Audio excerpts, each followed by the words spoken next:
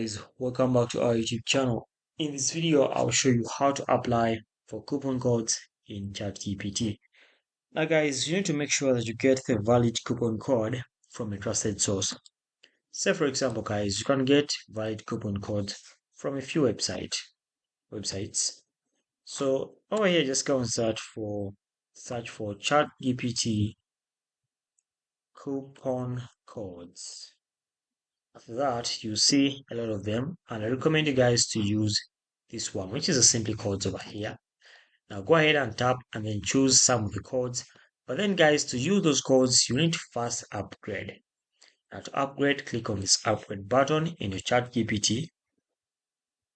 Then go ahead and choose your plan. If you want this expanded access plan, just $5 for 1 month. Go ahead and pay it and you'll be good to go.